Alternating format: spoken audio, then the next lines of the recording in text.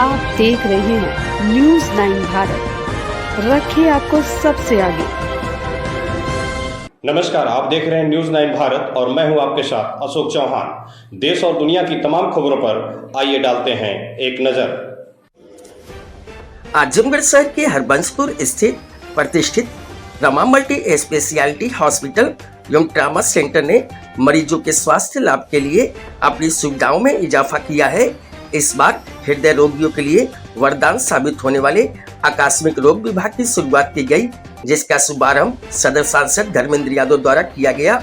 इस लोकार्पण के दौरान विधायक दुर्गा प्रसाद यादव, नफीस अहमद आदि की मौजूदगी में जनपद के बुद्धिजीवी वर्ग के अलावा विभिन्न चिकित्सक, अधिवक्ता व नामचीन हस्तियों का जमावड़ा रहा।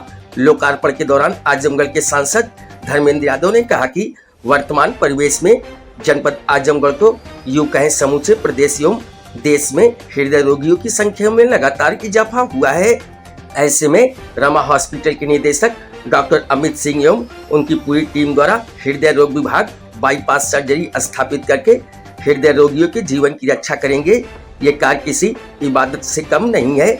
इस तरह के पुण्य कार्य के लिए बधाई देता हूँ। उन्होंने विश्वास जताया कि अब हृदय रोगियों को अपने इलाज के लिए महानगरों का चक्कर नहीं लगाना होगा। वहीं विधायक दुर्गा प्रसाद यादव ने कहा, डॉक्टर अमित एवं उनका पूरा परिवार समाज सेवा में हमेशा आगे रहा है, जिसके कड़ी में ही हृदय रोगियों के लिए विभाग स्थापित कर नामचीन चिकित्सकों द्वारा सस्ता इलाज कर लोगों के दुखों को कम करने का कार्य किया जाएगा, जो परोपकार से कम नहीं है। वहीं गोपालपुर विधायक नफीस अहमद ने कहा, डॉक्टर अमित सिंह ने अपने कार्यों से अपनी पहचान बनाई है। आगे भी वह हृदय रोगियों को कम खर्च में नया जीवन देकर मानवता की रक्षा करेंगे, जो हृदय रोगियों के लिए मील का पत्थर साबित होगी। इस दौरान doctor Ram Bachchan Tripathi, doctor Manish Tripathi, doctor Furqan Ahmad, doctor Tyagi आदि ने भी रमा हॉस्पिटल के निदेशक डॉक्टर अमित सिंह को बधाई दिया और इस व्यवस्था की सराहना की।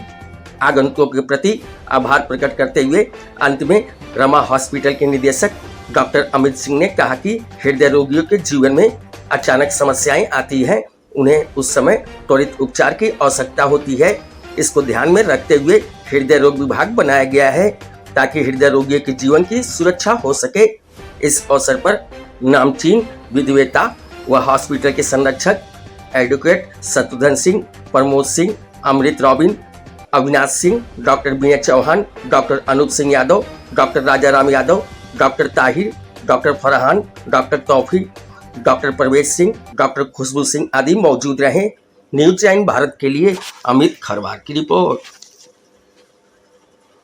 एक आधुनिक मशीन का उद्घाटन किया गया है, क्या चीजें हैं और किस तरह से लाभकारी होगी? मैं इस मौके पर डॉक्टर अमित जी को बधाई देता हूँ, शुभकामनाएं देता हूँ।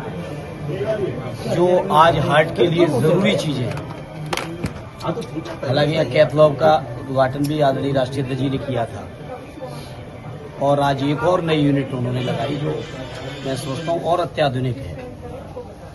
उसके लिए मैं डॉक्टर साहब को, उनके पूरे हॉस्पिटल परिवार को बधाई और शुभकामनाएं देता हूँ। सर, मरीजों को क्या आयुष्मान कार्ड से भी सुविधाएं मिल सकेंगी? नहीं, बिल्कुल मिलेंगी, वो तो इम्पेनल्ड है, हॉस्पिटल मिलेंगी। सर, ऐसे में ये चीजें देखने में प्राइवेट हॉस्पिटलों में आयुष्मान की सारी व्यवस्थाएं होती हैं, मगर मिल नहीं पाती हैं, मरीजों को समस्याओं का सामना करना। आयुष्मान कार्ड में क्या कमियां रह जाती हैं? इस बात को लेकर सदन में भी यह चर्चा हुई थी और इस मुद्दे को उठाया था, और मैंने उस समय भी कहा था कि स्कीम ठीक है, लेकिन इस स्कीम को इम्प्लीमेंट करने की जो जगह है वो खुद में बीमार है। और मैंने आजमगढ़ के मेडिकल कॉलेज का भी जिक्र किया था। जो तमाम एम्प्लॉयज हैं, उन एम्प्लॉयज के सामने जो चुनौतियां हैं, परेशानियां हैं, उसकी भी चर्चा की थी।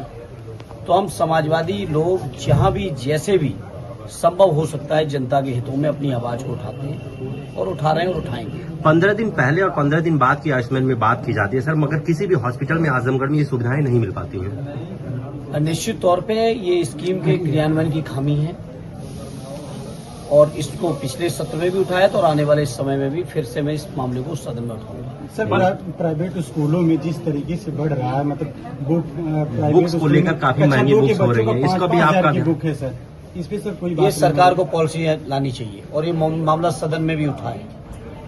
देखिए, गवर्नमेंट की लगातार विद्यालयों को कमजोर करती जा रही है सरकार, और सरकार नहीं चाहती है कि गरीब परिवारों के बच्चे पढ़ें, वो जागरूक हों, वो अपने पैरों पर खड़े हों। सरकार की लगातार मंशा रही है सरकारी मेडिकल कॉलेज हों, सरकारी यूनिवर्सिटीज़ हों, सरकारी स्कूल हों, कॉलेज हों, उनको कमजोर करती रही। मामूली बात नहीं, उत्तर प्रदेश में लाखों शिक्षकों के पद आज भी खाली हैं।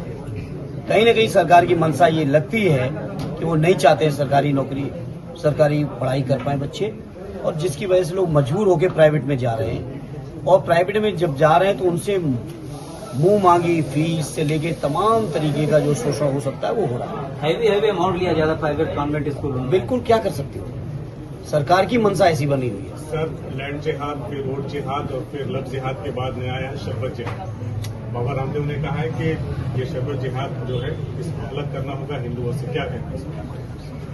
देखिए, मैं ये जानता हूँ कोई भी कुछ भी कहे, ये देश संविधान से चलेगा और संविधान में बाबा साहब से लेके हमारे सभी संविधान सभा के उस समय के लोगों ने इस देश को धर्मनिरपेक्ष देश बनाया है। कुछ लोगों को फैशन बन गई है कि देश में कैसे नफरत फैलाई जाए, अलग अलग तरीके की बातें कर रहे हैं, कोई हिंदू गांव बनाने की बात कर रहे हैं, कोई कुछ कर रहे हैं। इन बातों के लिए समाजवादी लोग लगातार इनके खिलाफ लड़ रहे हैं, लड़ेंगे, और जो बाबा साहब के सपनों का देश उसको बनाने के लिए हम लोग हर संभव संघर्ष भी करेंगे और बड़ी से बड़ी कुर्बानी देंगे। सर, आजमगढ़ के आप सांसद हैं सर, लगातार सर अखिलेश यादव जी का तस्वीर और जो आगरा के आपके राज्यसभा सांसद हैं उनकी तस्वीर के अपने पैरों के नीचे कुचल करके 12 तारीख को एक सम्मेलन करने जा रहे हैं और एक डंडा लेकर आने का आह्वान कर रहे हैं, क्या कहना चाहते हैं? ये सरकार द्वारा प्रायोजित है और ये जो करने वाले लोग हैं मुट्ठी भर,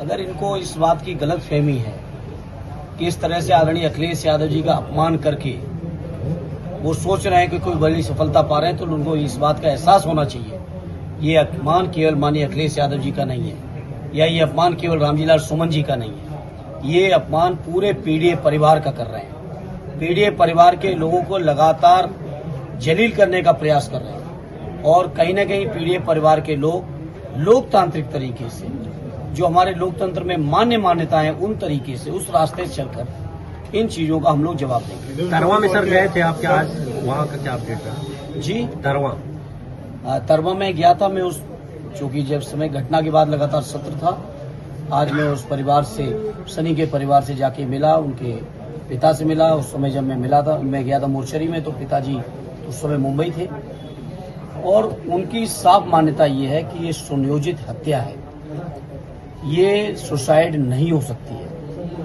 और जिस तरीके के सर्कमटेंसेस थे, तरवा थाने से मात्र 500 मीटर दूर पर तरवा हॉस्पिटल है, सामुदायिक स्वास्थ्य केंद्र, उसमें नहीं ले गए। आजमगढ़ और तरवा के बीच में इतना बड़ा मेडिकल कॉलेज है, उसमें नहीं ले गई पुलिस, और सीधे लाके डेड बॉडी को मोर्चरी पे यहाँ पे लाके जिला अस्पताल और उसके बाद मोर्चरी पे लाके रख दिया। उनके परिवार का साफ मानना है कि इस सनी की हत्या की गई है, पुलिस द्वारा सुनियोजित हत्या है और आदरणीय राष्ट्रीय अध्यक्ष जी द्वारा सनी के पिता को हम समाजवादी पार्टी की ओर से माननीय राष्ट्रीय अध्यक्ष जी द्वारा भेजे हुए एक चेक जो 1 लाख रुपए का उनको पार्टी की तरफ से आर्थिक सहयोग भी दिया। सरकार से क्या मांग कर रहे हैं? एफआईआर तो हुआ, लेकिन अभी सरकार तक से मांग मैंने मोर्चरी में जब प्रेस की थी, अगले दिन हमारे सभी माननीय विधायकगण उनके गांव में गए थे, माननीय राष्ट्रीय अध्यक्ष जी से भी बात हुई थी और उसके बाद संसद में भी इस बात को हमने उठाया था कि उस सनी के परिवार को कम से कम 1 करोड़ रुपए का मुआवजा और उनके परिवार को एक व्यक्ति को सरकारी नौकरी मिलनी चाहिए। एक बहन है वो विकलांग है, एक बहन है पिता कह रहे थे अब मेरी उम्र ऐसी हो रही कि हम कुछ करने की मेहनत करने की सारे भी मेहनत के लायक नहीं रहे। आप सोचो उस परिवार की हालत क्या है। अच्छा सर, पुलिस वाले के ऊपर एफआईआर तो दर्ज हुआ, लेकिन पुलिस वाले अभी जेल में नहीं गए हैं, इसको लेके आप किस तरह से? ये केवल एक दिखावटी एफआईआर है। उस समय जो लोगों के दिलों में आक्रोश था उसको शांत करने के लिए दिखावटी एफआईआर की गई है, अन्यथा ऐसा संभव था कि पुलिस गिरफ्तार नहीं कर सकती। सर, उप मुख्यमंत्री केशव प्रसाद मौर्य एक मामले में आए थे और पीड़ित परिवार को 25 लाख देने का बात कहे, उस परिवार को न्याय भी नहीं मिला, ना कि 25 लाख रुपए। ऐसे में अनुसूचित जाति के राष्ट्रीय अध्यक्ष आए यहाँ पे और उस परिवार से मिले, क्या लगता है उस परिवार को न्याय सरकार दे पाएगी? आप लोग कहाँ तक उस परिवार के साथ खड़े? सरकार की नीयत न्याय देने की नहीं है। अगर न्याय देने की होती तो अन्याय ही ना होता, तो सनी की जान नहीं जाती। 15 तारीख को राष्ट्रीय अध्यक्ष अखिलेश यादव आ रहे हैं, क्या कार्यक्रम है और कितने घंटे तक जिले में? मंत्री जी तक लगे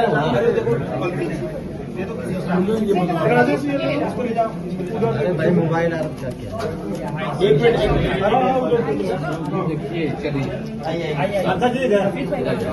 भाई किधर है? देखिए सामने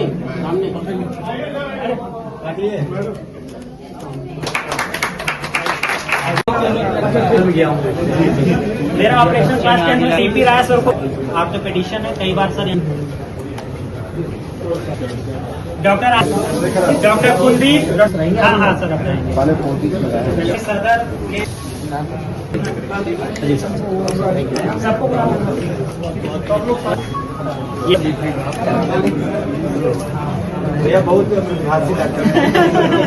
यहाँ खबरों का सिलसिला कभी नहीं थमता।